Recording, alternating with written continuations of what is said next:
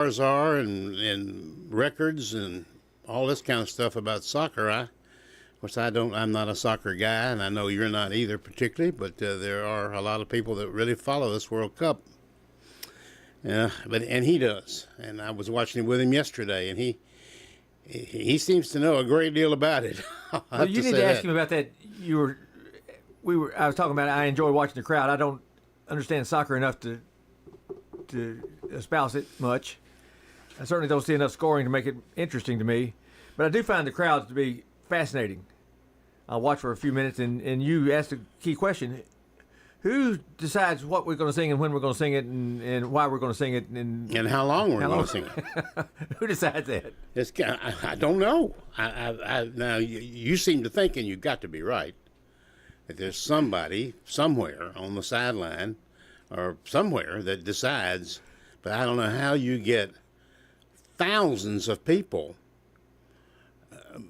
I suspect that there may be some drinking involved, and all singing the same thing and doing a pretty good job of it. Oh yeah, I mean, really, I don't know who decides that. I don't have any idea. I like it though. I'm okay with it.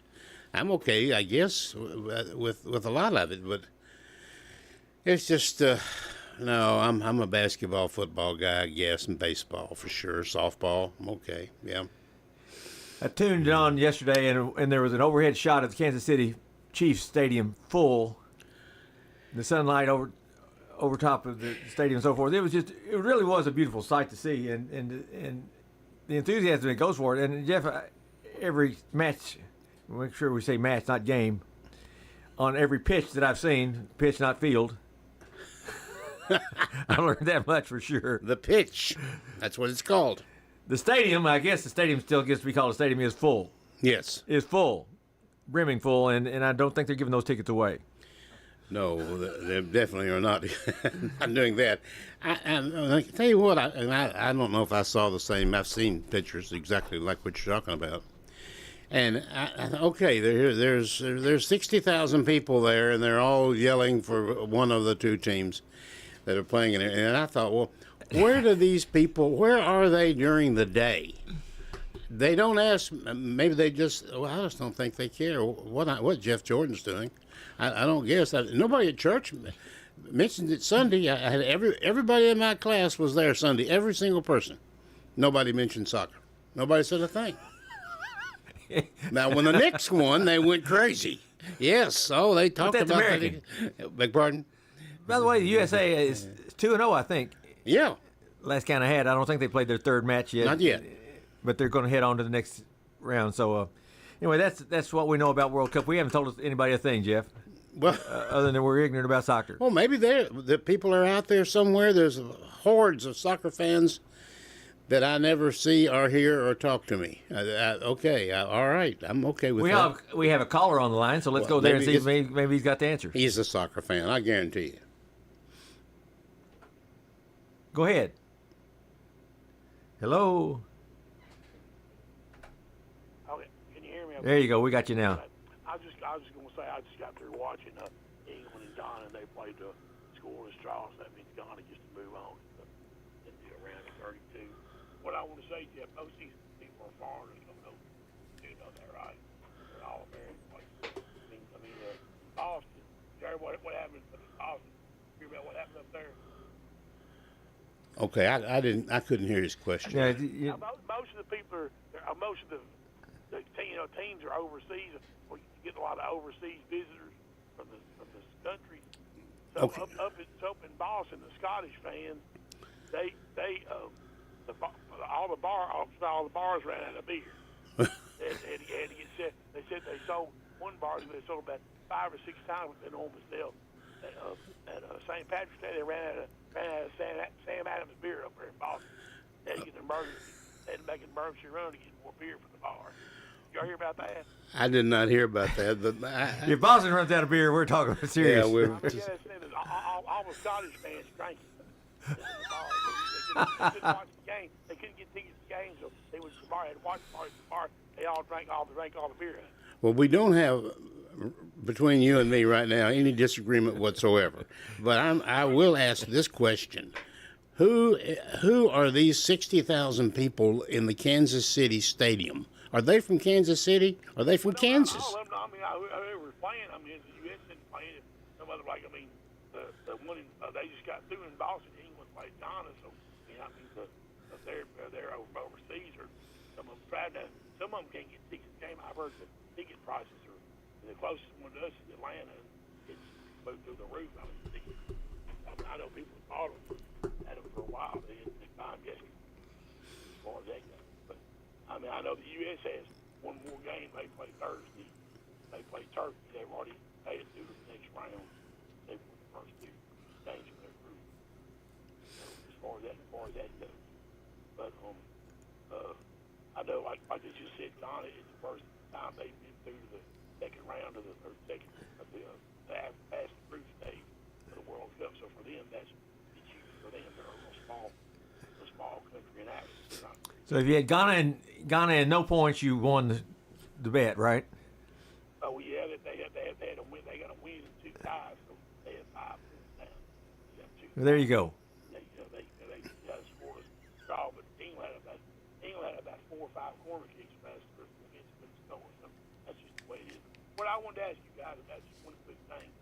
I know you guys talked about the shot clock stuff they put in, and I've read different places that the schools, depending on which ones they buy and where they have, it's going to cost the schools anywhere from $3,000 to $8,000. Does that sound about right to you all? I don't really have any idea. That sounds a little high to me. Maybe the 8,000 does. 3 sounds closer to it to me. Wouldn't you think, Jeff? I would think so, and I also think that whatever the price is, and I have no idea what that is, but whatever it is, that's for the first year. That's to get going, get the equipment, that kind of stuff, and that's going to be expensive, of course, but then you're going to have a reoccurring cost every year because you got salaries and you got that sort of thing. So I don't know if it's. I thought some people. One coach told me that he said the biggest thing is what you got to buy, but you know where are you going to put them? Well, okay, you're going to put them on the wall. Where you put them? And I know I saw one. I was reading in the paper that one coach said he's already bought his, and he said he has a Christmas tournament this year. He's going to use it then. And I guess they can use it for all the champion games too, and everything. So he just said whatever, however much he purchased it for. He said it's one of their gates for their basketball games during the season. I suspect they'll have several options to put it over top of the goal, put it on the wall, put it on the sideline, put it in the corners. It used to be when shot clock first came out, most places had them on the floor. Exactly. Yeah. I was just curious. So they could be moved. Yeah, I was curious what you're talking about. I don't think they need it, but they had. I know the vote was 8-4, so. Sure. The vote was, and I know a lot of rural schools didn't. They've been trying to put it off for the longest time. Of course, you can't do it now, but I just want to get y'all's thoughts. It's a lot of money for these smaller schools. It's going to really, they're going to have time. Like I said, they've given them time to do it, and I know it's it's just another cost for them, and I really hate it for them. I'll just get off here. All right, thank you, Jeff. Appreciate it. Thank you. You know, and I mentioned this last week that my bigger concern than the money is the trained person to run the shot clock. It's not a simple thing to do. The game clock, you turn it on when the whistle blows. You turn it off when turn it off when the whistle blows. Turn it on when the referee puts his arm down. Pretty easy to figure out. But when you get into these change possession things and the 20 seconds on the shot clock, 20, 25, 30, whatever it happens to be, somebody really needs to know what's going on. It's not something you just pull somebody out of the crowd to do. And I think that's the bigger concern that I have. I've coached in some games where even the bookkeeper sometimes. This is really doesn't make any sense to me, but bookkeeper and then later the clock operator as well were students. Sure. At the school. Oh, you'll find that a lot. Yeah, and that's not good because they get involved in the game. They've got friends in the game and all this kind of stuff, and it becomes it's a problem also. Okay, so you get somebody, and you're going to have opportunities for them to do this in the preseason, or like he said, a Christmas tournament, something. You're going to have some opportunities to do that. Okay, so let's just say you get somebody who does a really great job. Well, and you're going to have to pay them, of course. I would think that would be fair. Okay, now what about the next year? Does the same person come back? I don't know. I don't have any idea. Or you got to do the whole thing again? The same person gets sick. What about that? That's right. Has a birthday party they've got to go to. There you go. And that can be 15, 20 times a year.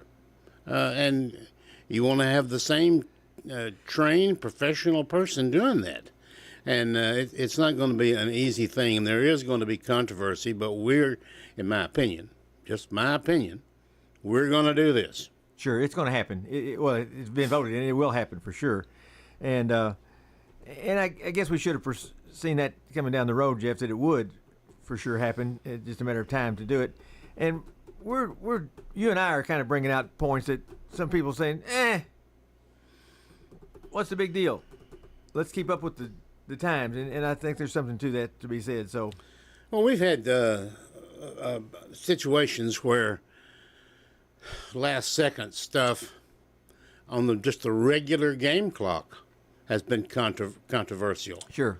And I know, I believe it was well, I remember where it was, but the Eagleville lost a game, and maybe 2 years ago, maybe, or perhaps 3 years ago, in Nashville, playing a Nashville school on the visitors' floor, the home floor, and it was just a matter of being able to go back and look and decide who did what and when, and there was no way to tell. There was no record to tell, and Eagleville knew they lost it and that it was not correct, but they couldn't do anything about it. Now, my friend and your friend Bobby Gardner, he and I think this is done at a lot of places with the official scorebook, or like MTSU.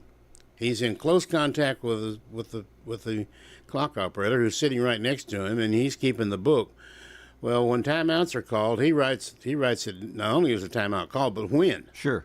And what the time was on the clock when that timeout was called. So I think we probably got a lot of work to do in this general area. I just believe that we do.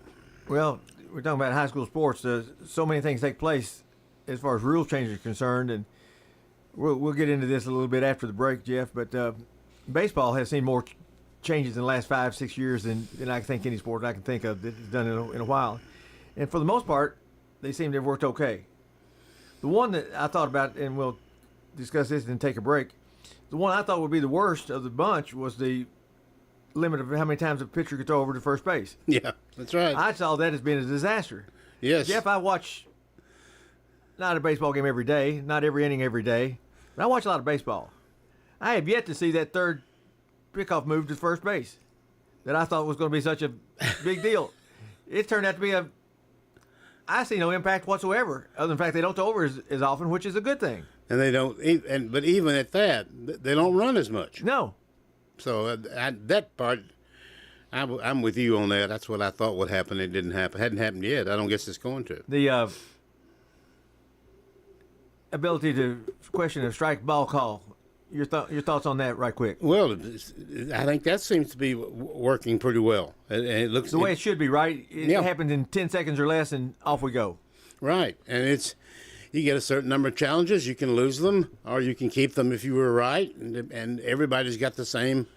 The batter can challenge, and the hitter can challenge, and it seems to be working pretty well. It also proves, I think, that the umpires are generally right. Pretty close, aren't they? Yeah. I found myself engaged in this game. Somebody challenges the call, and I'm trying to figure out they're right or wrong. Yeah. Nice little game within the game just for me to pay attention to. And yeah. A lot of times that strike that you would swear was outside from your living room couch. Sure. When it's actually on TV. Well, my lazy boy. Okay, you're lazy boy. when it's actually on TV and they put that box up and where the ball went, my God, that ball nipped that thing. And it did answer one question I didn't know for sure. Does the whole ball have to be inside the strike zone or just a bit? And just as long as it touches the edge. So that means that strike zone is a little wider than we thought it was. Maybe. All right, let's take a break. We'll be back with more All Sports Talk. hundreds of crusts, played hours of peekaboo and duck, duck, goose. Because you do anything for your kids. That's why it's so...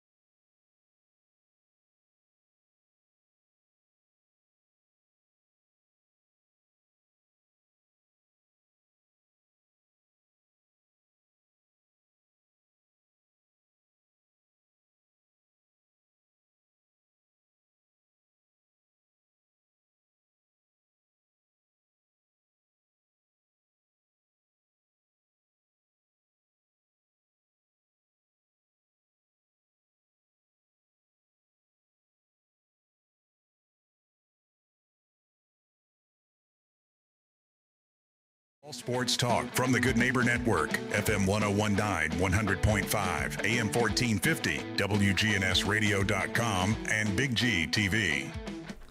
Tim Tackett along with Jeff Jordan. Jeff brought to you by Fans Heating and Air, Lee Coffin Financial Services with Edward Jones. 893-1450 is our number here if you'd like to call or text. I'm glad to have you do that. Jeff, we talked a little bit about rules before. Two sports that come to my mind when I think of rules, why you make rule changes. Baseball made rule changes to try to brighten up the game, right?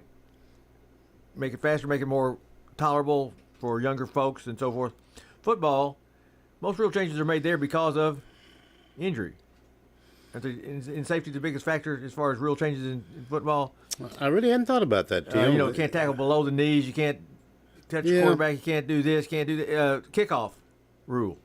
Why is that? To cut down on injuries. Right. So in my mind, most of the rules in football that are made are because of safety, and rightly so. It is. I've been of the opinion that at some point in time, Jeff, football may be such a violent sport, players keep getting faster and stronger and hit harder and harder that I'm not sure we can always play football anymore. Well, I certainly agree with that, and you did leave out one adjective, and that is they get bigger too. Yes. And I mean, we've got people now. I do remember well, it wasn't that long ago, the MTSU offensive and defensive lines, the players were bigger than the Washington Commanders line. Professional players. They're just getting bigger and bigger as they're coming up through the ranks. And a guy can walk in and you hear this all the time about, well, he's 280 pounds, a little small for that. What? He's a little small? He's only 6'2", not tall enough. He's 280? Well, not. And hey, they're right. They want him at 310. And they'll get him at 310.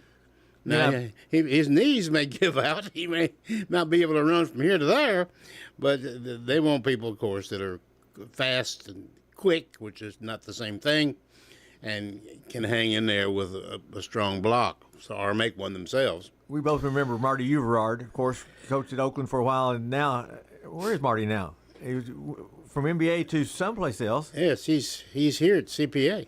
CPA, that's right. I knew that. Anyway, Marty was a defensive end for Bruce Donnelly, right? Right. And Marty would go, 175 maybe? Maybe.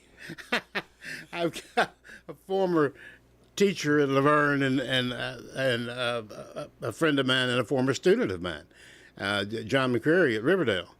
And John was a defensive end, and he's smaller than Marty. And he laughs about that today. So can you imagine me lining up a defensive end? And the answer is, well, yes, since I saw you play, yes. But he's way too small for that. Well, Marty spot. not only was a defensive end, he's on a defensive end on a very good team. Yeah.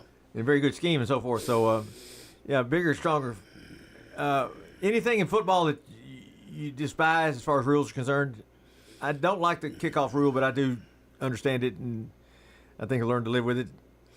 It's a shame it's that way, isn't it? It is. Because there were so many exciting plays, run backs, and just whatever you wanted, and maybe totally unexpected with the kickoffs and the returns, and they just don't happen anymore. Jeff, I don't think it's the guy that catches the football that they're trying to protect as much as they are these blindside blocks that these two masses of humanity come to block each other and hit at having 25 yards on each side to build up speed and crash together. I think that's where the injuries mostly occur. That could well be. And you also, in today's world, and I just despise so many penalties that are totally unnecessary and far away from the play. Many times they had no effect whatsoever, but the officials got to call it, I guess. But if they have the kickoff, which they do have, and the player takes off, chances are excellent, at least 50-50, the play's going to be called back because of a penalty. Sure. There's going to be one somewhere. Well, that just kills the game when that happens. You know, somebody does something great. And Block in the call back. it. Yeah. You're right. Yeah. The first thing you do is, if you do happen to see a long kickoff return, start looking for the field. Where's the flag? That's you right. know you're about sure it's going to be one. I know in the Music City Miracle, the Titans, which by the way, if a lot of our people, I'm sure, remember all about it, and I was watching on TV like everybody else, and the guy scores, and the first thing that the announcer said after he crossed the goal line, the first thing he said, there are no flags on the field. Right. He was looking too. Sure. And but I told whoever was with me at the time, I thought that play is coming back. That was a forward pass and then another forward pass. When's the last time you looked at that carefully? Sometime during this football season. I still think it's a forward pass. No, And now inches, 2 or 3 inches, yes. But anyway. I guarantee you in Buffalo you couldn't get No, that's right. Buffalo was absolutely sure it was a forward pass. A second one. Yes, that's correct. And of all places that needed a dome stadium, wouldn't you think Buffalo would be it? And one going in Nashville and not one in Buffalo. That's right. You've watched it and you think it's a forward pass? I do. Now, that said, I don't think I understand the rule for sure. It's kind of like the midcourt line in basketball. People don't understand that both feet and the ball all have to go across before it's a violation. Right. You can take 1 foot across and come back, take 2 feet across, come back, take the ball across, come back. Everything's good. People don't understand the rule. So I don't think I understand the rule. What is the rule? Well, you cannot throw 2 forward passes on the same play. And I know that, but is it the player's feet? Is it where the ball is? What's the deal? Well, now, that's a good question, and I'm going to give you an answer, and I'm going to say that it's the ball. Okay? But, so in you're football. answering yes, no, it's not a forward pass. It wasn't a forward pass, but you still not sure you understand the rule. Okay, that's Fair to say, fair. and I'm saying I think it was, and I don't understand the rule. Well, I do know this. In today's world, it was perfectly legal play. Well, it's a famous play when it's 35 years later we're still talking about it on the radio.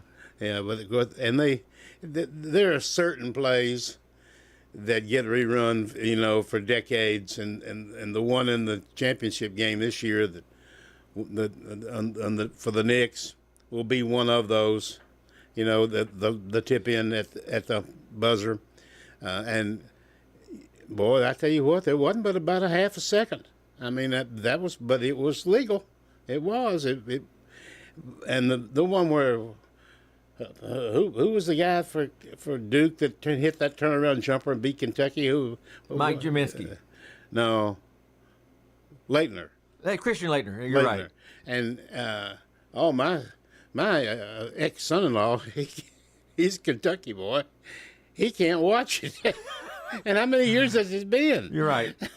He's from Paducah, a big Kentucky guy. Well, I'll assure you, if Christian Leitner were introduced to the crowd at Rupp Arena for being there because he's a senator of the United, he'd be booed from here to next week. Because he did what he's supposed to do, right? That's right. That's right. Caught the ball, turned around, and shot it. And it was an amazing shot. And he I don't know how long it was, 15 feet maybe, I don't remember. But nothing but net. I mean, you got to hand it to the guy. He did what he was supposed to do. But there are a few plays like that become absolutely famous. The Immaculate Reception, I believe, with the Steelers is one of those where it was hit somebody in the helmet or I forget, maybe the hands, and went on downfield, and the Pittsburgh guy caught it and scored. That kind of stuff that really gets everybody's attention. But it's what makes sports great. It can really hurt you or help you, but it does make it interesting. I still can see Yogi Berra looking up at the left field wall, watching Bill Mazeroski shot in 1960 going over the home run field at Forbes Field in Pittsburgh. And you can still see there's a number of plays in there. Of course, they played all the time, but Jackie Robinson sliding into home plate and scoring a run. And to me, looking at that, and I was a big Jackie Robinson fan, I thought he was out for sure. Yogi Berra didn't think so. But then he goes out, and after Don Larson finishes his perfect game, and Yogi meets him at about the foul line and jumps into his arms, which had to be a terrible experience for Don Larson. But anyway, that kind of stuff is what makes sports just great. It really does. Rules have changed over the years. So many come back, it become old hat to us, but it's not been that long ago that we had the three-point shot, Jeff. That's right. And that changed the game immensely. It has, greatly improved the game, I think. I didn't know at the time it was going to make that much difference. I knew it was going to make a difference, but I hadn't thought about it making that much difference. But it turns out now that it has, and that teams that can shoot that ball, and the smaller players, particularly guards, are now back in the ball game. It's not a game that is controlled by 6'10" people. They're guarding 6'10" people. Other people can shoot too, and it has changed the game. I think for the better. Almost always, when you see a Middle Tennessee beat Michigan State, the three-point shot has had a lot to do with it. And certainly in that game, it was the case. Middle Tennessee had a great shooting night to make that happen. So it changed the game a great deal. I think I'm right in saying the genesis of that rule came from the old American Basketball Association. Remember the red, white, and blue basketball that Yeah. they used Yeah. in Louisville and Memphis and St. Louis, the St. Louis Spirit of St. Louis, the Indiana Pacers, Kentucky Colonels, Virginia Squires, red, white, and blue basketball, and they added a three-point shot. And when the leagues merged, they decided to keep the three-point shot as part of that deal. And as I say, the game changed forever. I wish I could remember all of them. I cannot. But after that merger, the next year, the All-Star game, 5 of the 10 starters were from the ABA. A league that didn't even exist as far as national championships were concerned, just barely a few months before. And there were just some great players in that league. The problem the league had, they had a lot of great players, but it went from really good players to very mediocre players pretty quick, didn't it? Yeah. The depth of the teams was not there, for generally speaking. Well, one of the more famous around here was Austin Peay's The Fly. The Fly. Who played in St. Louis, and a fantastic player. All these moves and shooting. I don't know if he played one lick of defense or not, but he could surely play offense. And he was booed out of Murphy Center. But the truth be known, he almost beat us. You know, he had a shot at it. Sure. And then you've got people like, and you mentioned one of them a minute ago, the Virginia Squires, who played in 2 or 3 different cities, and all that kind of stuff. And their star was Julius Erving. Dr. J. I mean, one of the greatest players ever to play, and he's wandering the streets in Virginia playing for the Squires of all people. So it worked out. I got to see a lot of that growing up in the Louisville area. Louisville Colonels played in Freedom Hall, which Freedom Hall, by the way, back in the 60s, 70s, Jeff, was one of the great arenas in the country. Yeah. Saw some really good players come through there. But they had Artis Gilmore played for the Colonels, along with Dan Issel, Louis Dampier, some pretty good players. Boy, Dan Issel was Louis Dampier too. And you're right. They had a real good franchise, and Dan Issel was a force. He could play. George Gervin could play for anybody too. Unbelievable guy. What he could do with a basketball. The finger roll, George Gervin. And Pete Maravich. Yep. Pistol Pete. Pistol Pete. We're walking down memory lane. Let's take a break before we put these young guys to sleep behind us, Jeff. They're okay. I can see them. They're all right. We'll come back with Chip Walters in the Blue Raider Insider Report right after this. Every team knows which play can be a winning move. I'm State Farm agent.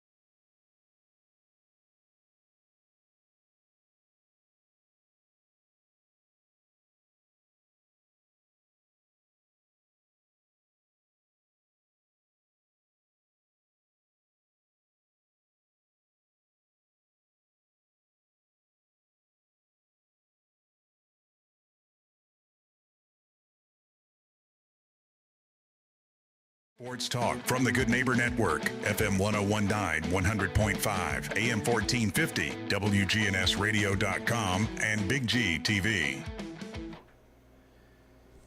Tim Tackett and Jeff Jordan back with you on All Sports Talk. Glad that you are with us on this Tuesday. Glad that you are with us for sure. Jeff, we talked rule changes in football and basketball, baseball a little bit. Basketball just got to the three-point line a little bit. One other rule that I think most people don't understand or didn't realize it happened in the late 1980s. And that's the size of the women's basketball. The basketball was changed smaller for the women's game, and I'm not sure everybody understands that there is a different ball. And Jeff, there's one centimeter, I think it is, circumference of the ball. Is that all? I thought it was more than that, but okay. It feels like a beach ball. If you pick up a boys' basketball after the girls' basketball, it does seem like you're right. I think it seems a lot different, but that changed the game a good deal for the women. Yeah, and you knew it as a coach. If you were practicing, sometimes the men's basketball and the women's basketball would get mixed up or be on the same rack or whatever, but hey, I'll bet you did, and I absolutely could. I could tell the difference as soon as I touched it. Well, I was going to say, if you had a player, one of your girls' players didn't recognize there was a difference, you had a real problem. Yeah, that's true. That's true. I would have thought it'd have been a little bit smaller than that, but if that's what you say, okay. I think it's 30 and 29 inches in the circumference of a ball. It's much smaller in the number than I would have thought, because it seems apples and oranges to me. You can't tell it on television either, of course, and you would think, I guess, that would mean perhaps a difference in shooting or whatever. I don't know that it's made any difference at all, but the rim is the same size for both games, so we don't change that. But I've had this. I don't know. I'll just ask you right now.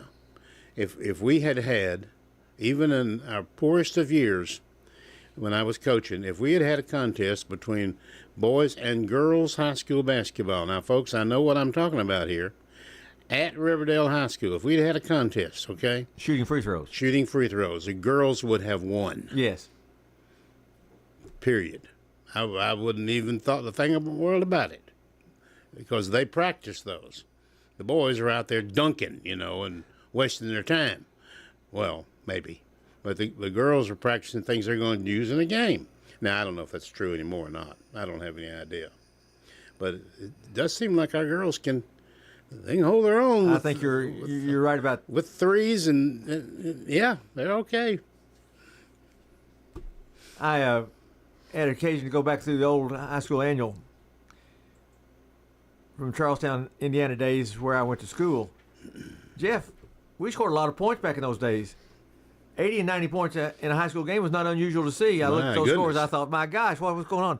This was in Indiana. Remember that? Okay. Middle Tennessee girls basketball. And I can really only count on Middle Tennessee. I can just comment on that, and Rutherford County in particular. We were not scoring points at that rate by any stretch of the imagination. But we were also playing, I hope, good defense. You ever watch any History Channel TVs like Modern Marvels? You ever see that show? No, I don't think so. You familiar with it? No, I don't. It's kind of historical, and it goes back in the invention of the telephone, the invention of this, that, and the other. And just think back 100 years ago, all these things that you and I even take for granted. But these guys behind us have never seen a digital telephone. That's right. Things that, in 100 years, what's life going to be like the next 10, 15? I don't know. When I moved to Las Casas, which was I can tell you the year, 1984, and I was there for a long time and loved it out there. But the only thing in our home when we moved into the home was 4 rotary phones, okay, in the house. All right. And I couldn't stand that. I just couldn't take that at all. To wait for that thing to click, click, click. I couldn't do it. So I called. Well, the phone service was in Alexandria, in an entirely another county. So I got him on the phone. Oh yeah, we'll blah blah blah. We'll be there tomorrow at 10 o'clock or whatever. Well, he comes. He installs 4 new phones, and they're the push button phones, and everything's great. And I pick it up and I make a call, and click click click click click click. It goes through the system in Alexandria. It takes me longer to do that than if I'd kept the original phones. Now that didn't last forever, of course. They eventually woke up to what century we were in. But anyway. And you're right. And you do see that on TV. If you just look around, just watch old movies.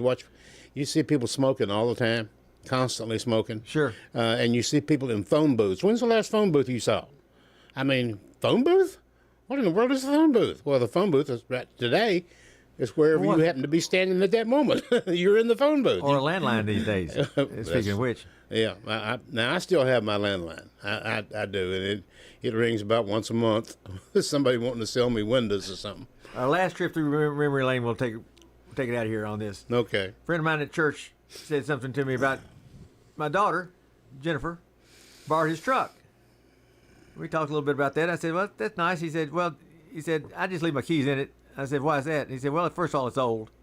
Second of all, I live in a pretty good neighborhood. Third of all, it's a stick shift. Nobody can drive it. He said, you were a good dad. You taught your daughter to drive a stick shift. And I thought, when's the last time you drove a stick shift, Jeff? I do not remember. I could do it. I'm sure it could. It's like riding a bicycle, don't you think? Yeah, I think so. But I don't know that I've had the stick shift. Of course, I also had a Volkswagen which had a lot of gears. But I could do it. I managed to get it done.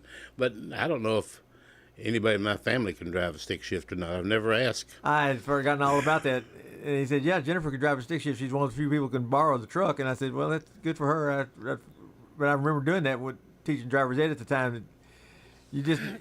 Cars were cheaper. Stick shift cheap. I can remember my daughter, I was teaching her to drive, and she said, the car wouldn't do what she wanted it to do because she didn't know how to make it do that. You know about the clutch? Yeah, and she said, Daddy, what do I do? I said, well, push that clutch in. Well, she didn't know what the clutch was. But she's okay. She's driving a very nice car today. Jess, that's going to wrap it up. Okay. Think about that. Braves baseball late tonight in San Diego. See you next Tuesday. Okay. On All Sports Talk. If someone asked, what's your more? Would you be surprised? Well, at First Bank, knowing your more is where we start. Whether it's seeing your kid's college graduation, seeing the world, or seeing the ocean from your patio, your more helps us see who you are. That's why First Bank offers you more time, more access to local lenders and leaders, more answers, and more products. So tell us, what's your more? First Bank. Bank local. Get more. Member FDIC. Hi, this is Dan with Music World and Drummer's Den. Our prices are as good or better than the box stores. I don't think you'll do better by shopping online than you would by coming in. Being able to hold a guitar, try it out. You can't do that online. I am absolutely sure we have more selection of instruments than anybody else in the area. New and used. We have used instruments as well as new ones.